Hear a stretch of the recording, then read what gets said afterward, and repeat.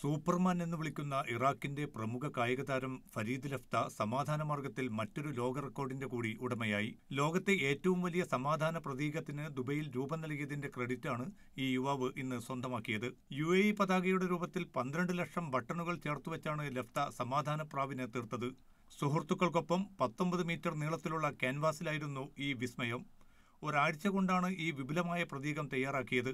പോയ വർഷം ഇന്ത്യക്കായിരുന്നു ഏറ്റവും വലിയ സമാധാന പ്രതീകത്തിന്റെ ഗിന്നസ് ലോക റെക്കോർഡ്.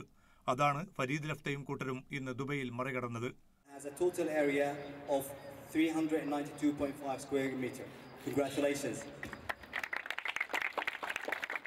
ദുബൈ ഡൗൺ ടൗണിലെ ബുർജ് പ്ലാസയിൽ ഒരുക്കിയ വേദിയിൽ ഗിന്നസ് ലോക റെക്കോർഡ് ബന്ധപ്പെട്ടവർ അദ്ദേഹത്തിന് കൈമാറി.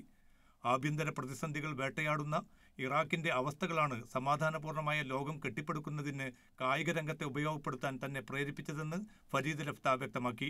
I want to say the world that we can make cities, not just persons, as a role model. ഇറാഖിലെയും മറ്റും യുവതയെ ഒരു കാര്യം പ്രത്യേകം ഓർമ്മിപ്പിക്കാനും അദ്ദേഹം മറന്നില്ല. The problem in Middle East we have bad role models like political and religious. So what I want from them, just look forward for your life and be good people, and I think succeed. It's not really hard to do it. It just when you want to do it, when you have willing to do it, you will do it. ആർക്കും എളുപ്പം മറികടക്കാൻ പറ്റാത്ത റെക്കോർഡാണിതെന്ന് Guinness പ്രതിനിധിയും വ്യക്തമാക്കി. ചില മലയാളികളും ഈ സംരംഭത്തിൽ ഫരീദ് ലഫ്തയെ സഹായിക്കാൻ മുന്നിലുണ്ടായിരുന്നു.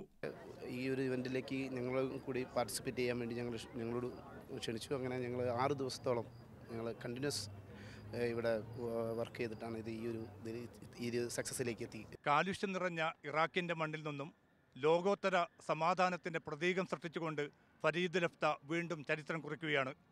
Dubai down ടൗണിൽ നിന്ന് ക്യാമറാമാൻ യൂസഫ് അലിക്കൊപ്പം MCA നാസർ, മീഡിയ 1.